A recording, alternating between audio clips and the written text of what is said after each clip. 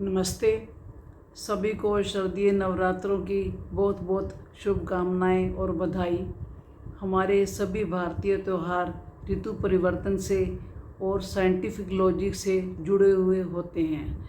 जब सर्दियां ख़त्म होकर गर्मियां शुरू होती हैं और जब गर्मी ख़त्म होकर सर्दियां शुरू होनी होती हैं तो वो एक ऐसा संधि काल होता है जिसमें हमें अन्न का कम से कम प्रयोग करना चाहिए, क्योंकि आयुर्वेद में भी ये बताया गया है कि इस संधि समय में हमें अन्न का कम प्रयोग और फलाहार ज़्यादा करना चाहिए ताकि हम अगले मौसम के लिए अपने आप को तैयार कर सकें। नवरात्र जगदम्बा माँ का त्यौहार है, जो कि स्त्री शक्ति या मातृशक्ति का एक रूप है। सभी स्त्रियां जगदम्बा का ही रूप हैं।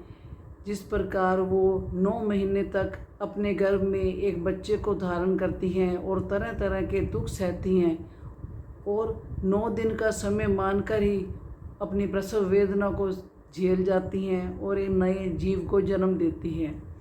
जगदम्बा माँ सृष्टि की माँ कहलाती है।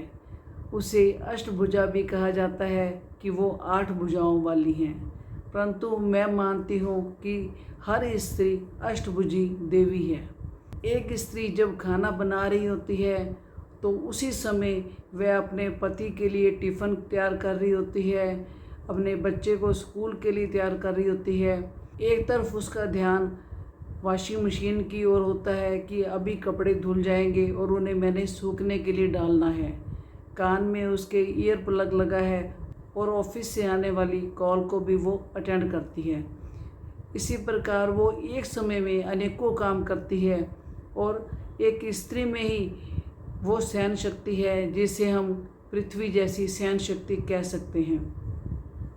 कहते हैं माँ जगदम्बा की सवारी शेर की सवारी है।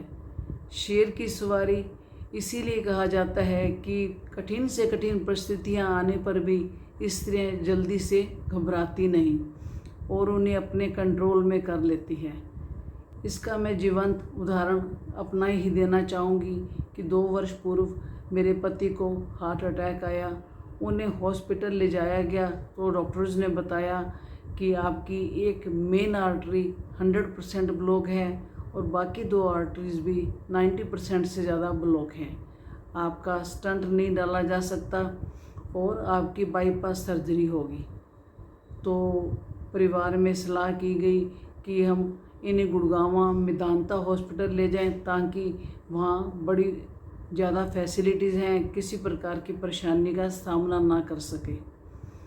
तो रात के 2 बजे मैं अपने बेटे के साथ घर आई और अपनी भतीजी को साथ लेकर मैंने बेटे की, अपनी और पति के सूटकेस की तैयारियां की कि हमें कई दिन वहाँ पर रहना पड़ेगा। तो मेरी भतीजी मुझे देखकर बहुत हैरान हो रही थी, क्योंकि मैं बहुत इमोशनल हूँ और खुशी या गम के समय में बहुत जल्दी मेरे आंसू निकल आते हैं। तो मैंने उसे ऐसे देखते हुए पूछा कि तुम ऐसे मुझे गौर से क्यों देख रही हो? तो मेरी भतीजी ने कहा, बुआ मुझे बड़ी हैरानी हो रही है कि आप छोटी सी बात पर भी इमोशनल हो जाती हैं और आपके आंसू आ जाते हैं, परंतु आज इतनी बड़ी प्रॉब्लम आई है तो आप बिल्कुल निडर निर्भीक होकर गुड़गांव जाने की तैयारी कर रहे हैं।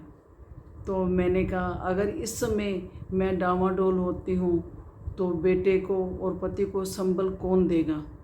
तो मुझे निडर और बहादुर बनना ही पड़ेगा। नेक्स्ट डे हम लोग गुड़गांव चले गए। वहाँ पर पति की बाईपास सर्जरी हुई और परमात्मा की दया से आज वो बिल्कुल ठीक हैं। तो मैं सोचती हूँ हमें अपने आप में जगदम्बा की शक्ति का पूरा एहसास करना चाहिए और किसी भी परिस्थिति से डरना नहीं चाहिए। सभी को नवरात्रों की दोबारा शुभकामनाएं। हम जगदम्बा माँ की पूजा करें और उनके गुणों को अपने में धारण करें।